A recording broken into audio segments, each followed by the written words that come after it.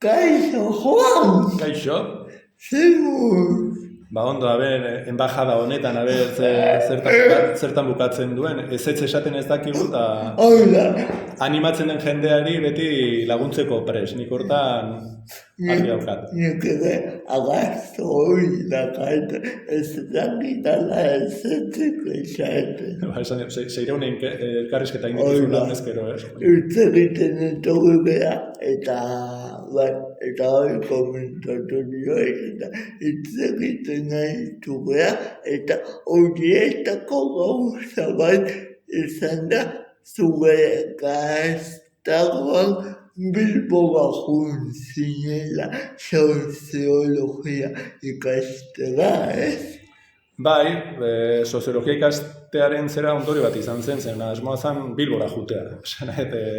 Baina bai, han ikasi nun lehenengo 2 urteak, han pixu baten, eta azkenengo 2 urteak joan da etorrian, hemen egun ere bikota dana ezagutu nun, eta bestelako interes eta lehentasun batzuk ere banituen. Zergatik soziologia? Egia, esan niezazuke alako 3. belaunaldia naizela soziologoena eta gitze, baina gezurra esango nizuke. Lehenik eta behin, zer ez nahi nuen banekielako. Banekien ere Donostin ez nuela ikasi nahi, eta deskarte horretatik egin nuen aukereketatik, soziologia azaldu zen. Nire gurasoen lagun batek ere horren inguruan hitz egin zidan, ni pixkat ezagutzen ninduelako eta nire izaeragatik intereseko izan ezakelako, baina pixkat deskarteagatik beste zer baino gehiagoagatik. Osea, ez zenun Donostin ikasi nahi, eta Donostian eta zulan. Nola jatea hori? Bizitzak buelta asko ematen ditula esaten da, ez? Azkenan, ala izan dira kontuak. Nik karrera egin nuen, etxetik juteko asmotan, baina gero ere ikusi nuen onera etorritare asko bidaiatu daitekela, buruarekin, soziologiak ere hortarako aukera ematen du, eta bere zutukatuko, hemen oso gustora nabiela Donostin, oso inoñostiarra ere banaizela. Inoñostiarra tipiko bat, baina inoñostiarra ere banaiz. Intxaurrondokoa, ez? Intxaurrondokoa, bai. Zer eman duzu psikologiako karrera gero graduak?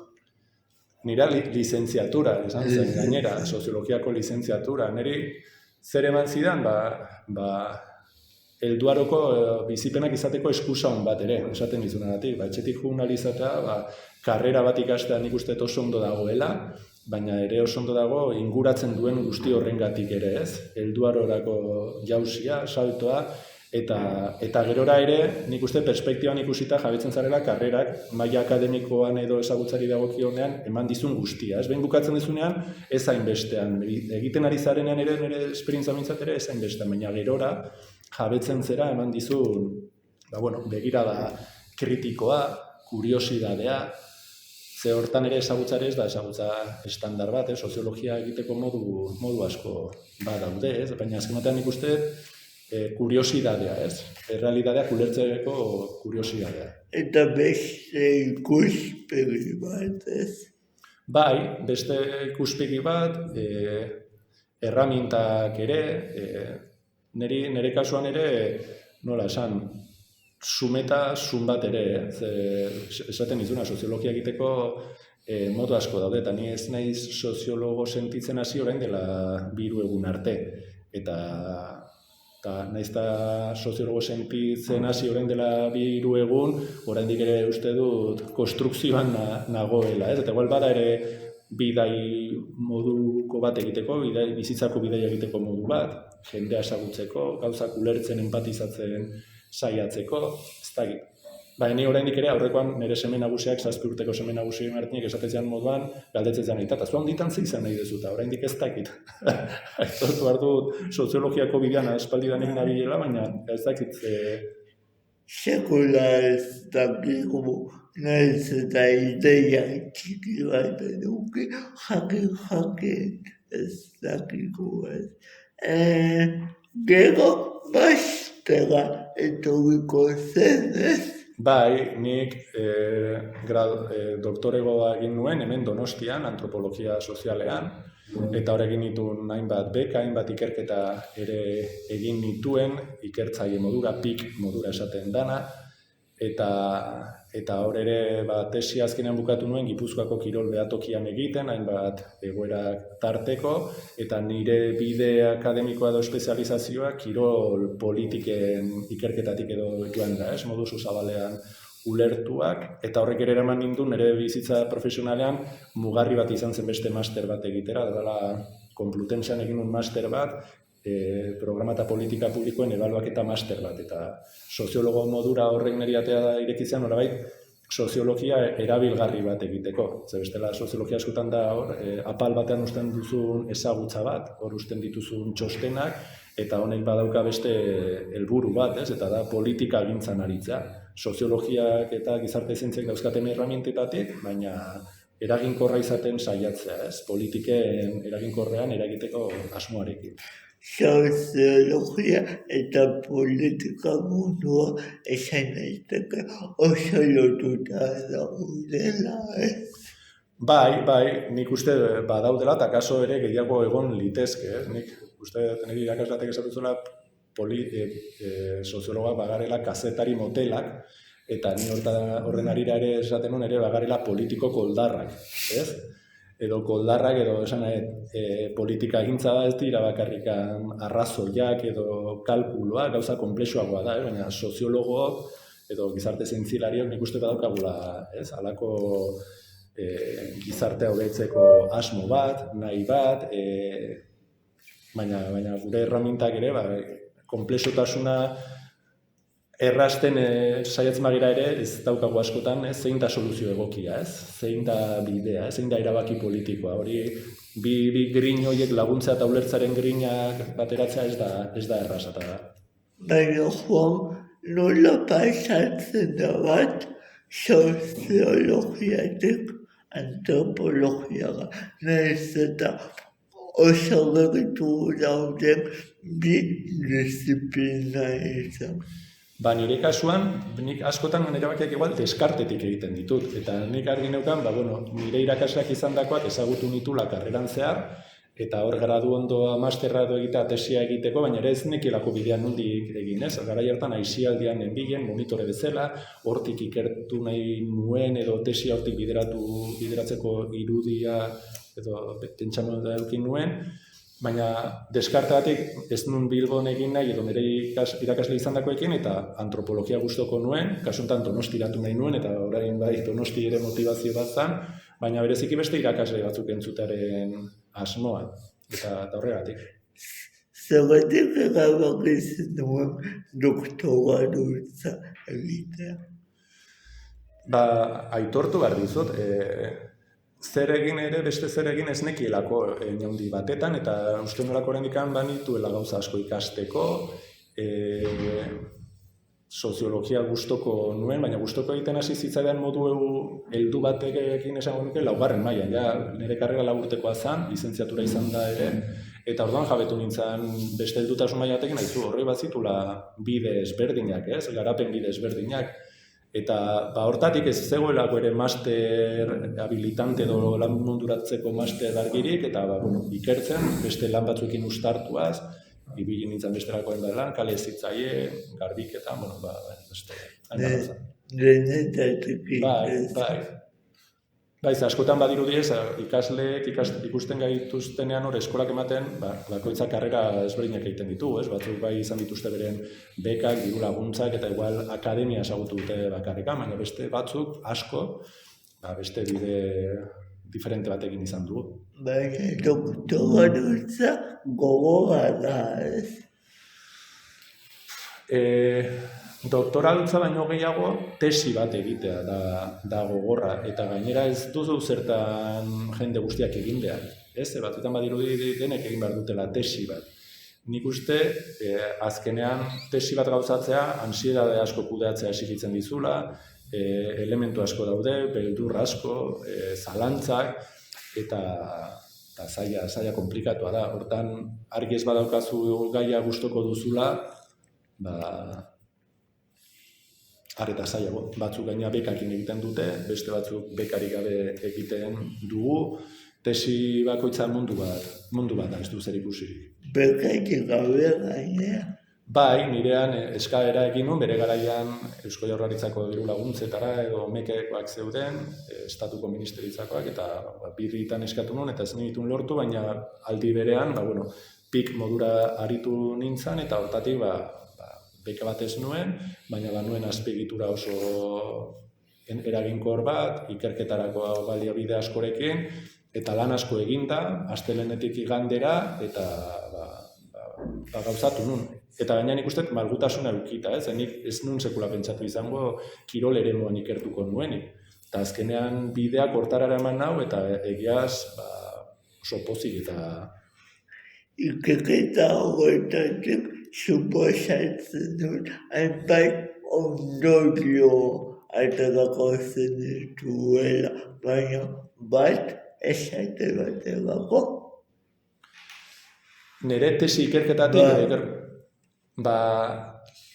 kirolo iturez edo kirola ikertzen dugunean kirola eskusa dela. Azken batean jartzen diogu koletila askotan, kirolaren soziologia, immigrazioaren soziologia edo den. Eta azken batean ezagutza da, gauzak ulertzen saiatzea eta periferikoena eman dezakeen errealitatetik ere aztertu litezke, ikertu litezke gauza garrantzitsuak, eta ni pixkatorik ikertu nuzen, nik nork esan nuzen benetan kirolaren eremuan arituko nintzani, eta bazkenean hor kriston ikasketa egin daitekela ikusi dut, eta ekarpena ere gizarteari, bazkenean osasunaz ari bai gara, gure gorputza zaintzeko moduaz, kirolan onartzen diren hainbat gauzetaz, hainbat violentzietaz, genero desberdintasunak, azken batean, politika serioetan hor dedikatzen dizkigu ordu asko, eta gero berriz ez dugu ezer egiten, eskolako patioan, mutila bakarri futbolean, eta zer esanik habilismo eta bestelako kontuetaz ari bagera. Badirudi hor dela la ley del más fuerte, eta besteko esparrutan ari gara bestelako baloren mezu batzuk transmititzen, baina kirolera iristen gara la ley del más fuerte. Eta baina genero vektoreakin eta beste batzuekin, inolako kasi kuestionamendurik gabe, hori egun orain ez da horrela, geroz eta gehiago kuestionatzen da, ekarpen asko egiten dira, baina hori deskubritu, kirola ez dara hor periferian dagoen zera bat, baizik eta zentroan ere jarri liteke eta baliatu liteke herrigintzan, gizartegintzan eta beste. Behin tesia galdetuta edo defentsarena, nola sentitu ziren, gogoratzea egun horretan. Bai, goratzen naiz, oso ondo, gainera goratzen naiz. Nik aitortu behar dut, jende aurrean hitz egiteak ez nahuela sekula bereziki lotxatu. Eta hortan nire haurtzarora jo behar dut, nire bertso eskolan, intxaur rondon, eta han bertxotan ibiltzen ginen, bapatekoan, eta imagina dezakezu, ja aurrean idatzea daukazunean zerbait hitz egiteko, horrela ibilizarenean, beldurrik ez?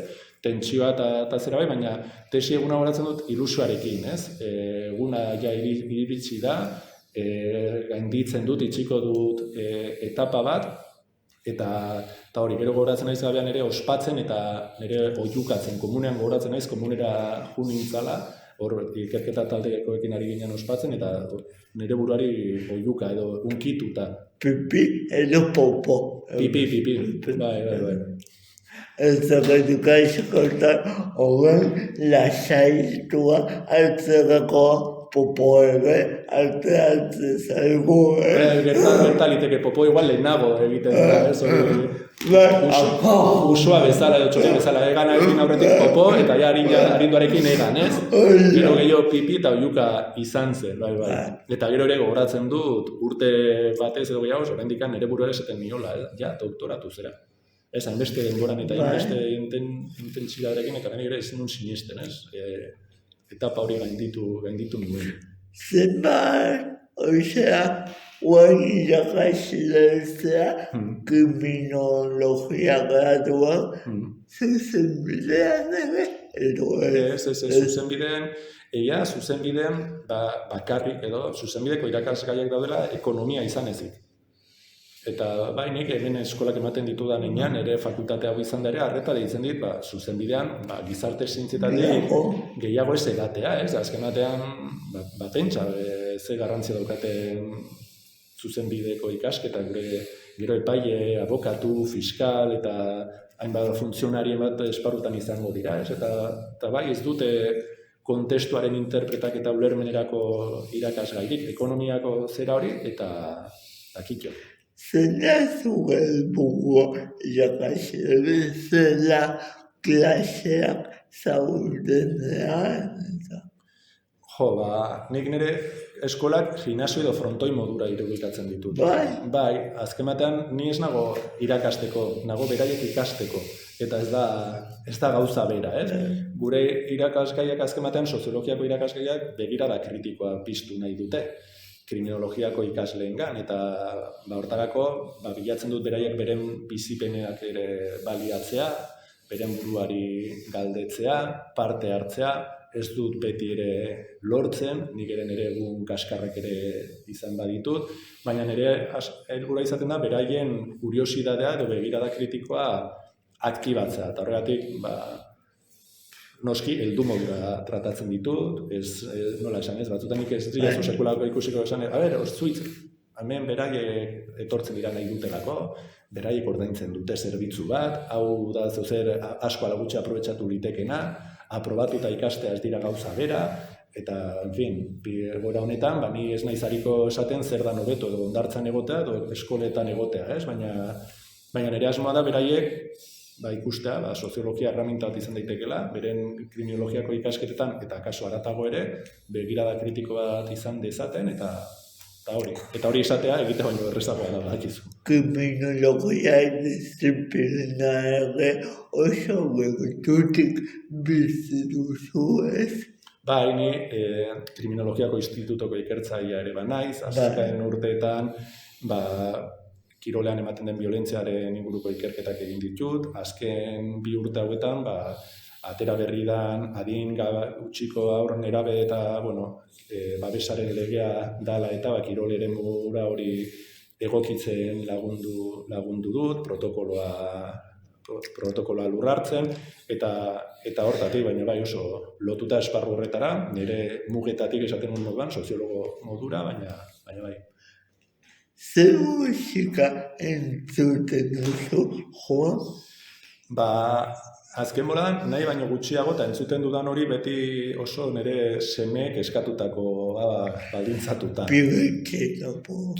Ez hori gainditu dut, hori 7 eta 4 urte dituztela. Nire seme nagusia autobusean juten da askotan eskolara autobusean, eta los 40 talako musika mainstreameko nahi izaten du. Bai. Baina azken urtetan ez nabil oso melomano, esango nuke, lehen gehiago entzuten duen, azken urtetan gutxixo. Eta entzuten duanean berri txarrak asko gustatzen zait, eta buklean entzun eta entzun. Zugenez boga tarte txiki horretan bataketu meak dituzula, graziak ematen dituzula, zer egitea gustatzen zaizu? Aspertzea. Ez esaten, azken batean aspertzea adierazten duelako, gustoko ditudan beste gauza horiek egiteko tarterik izan dudala, eta bazuk ondo diozu moduan, 2 haur eta lana eta bestelako kontuekin, aspertzerainoko tarte hortara ez gara iristen, baina nire irakurtza gustatzen zait asko, pasira joatea, korrika egitea, txerindan ibili, irakurtzea, eta lagunekin bikoteekin ere egotea, baina, bueno. Ez dakigu aspertzen. Nik gaina kirolaren esparru hortan eta ikertzen abilela esan dizudan moduan, sentsazioa dauka gainera denbora optimizatu behar dugula. Eta errentagarri egin, eta aprobetxatu, eta asko egin, eta kuantifikatuta askotan, gelditu beharko genuke, eta lasai antzan ibili, pasira, hemen Donostia ezen murora edo baita seri, jarri, egon, baina ez dakigu aspertzen, badirudi denbora guztian, ditugun esperientza guztiak esanguratsuak izan behar dute. Eta zerbait egin bestei erakusteko eta zeuna nahi zen eta begira zer egiten dut. Itxurakeria, hori sare sozialekin eta bestela dena ditzera ematen zure bizitza ideala dala, hori nire bikoteakin eta lagunekin hitz egiten genuen, Instagram edo esegitzen den moduan, ondo legokela mierdagram edo alako bat,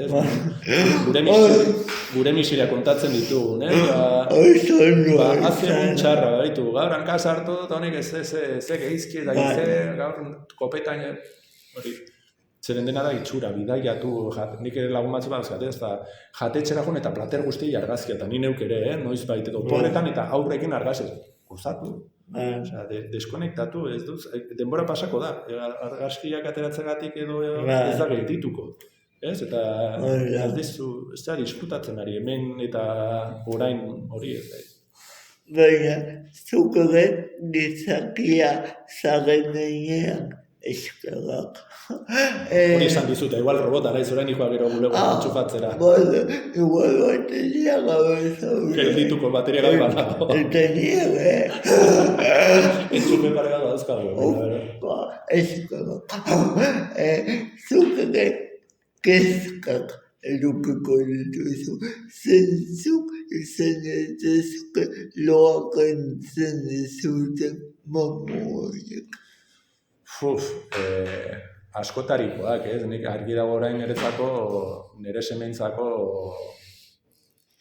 aita hon bat edo izatea, edo bere zoriontsu izatea, berai babestea, bere semeekin zer ikusi duen orok, ardura eta beldur eta loa ere kentzera iristen da, ez? Eta, karo, komunikabideak, pandemia bat bizi izan dugu, mundu mailako egoerak, kosta egiten da nolabait alako, ez, burbuila baten sartza edo ez larritza gauza biengatik. Ez dakizu zenbateraino larritu, baina gauza horiek eta tarteka, bai ardura eta loa ere kentzera iristen dira. Bueno, ea pixka lokartzen ditugun kezka horiek, lokartzen gagegu ere bai, lasaiago bizitzeko, hori bai, taupadekin beste da amalo. Joan, mila esker momentu hau oparitzea batek. Zeuri ere, haizu, plazerra, nik zure mezua jaso nuenean, nik mugitzen da hori pozik jendea ezagutzeko, eta hori gure lanak ematen digun privilegio bat batzu. Hori polita da. Bai, oso. Bitaleko diego, agur bat, gure ikuslei. Agur! Agur, zaindu, ondo izan.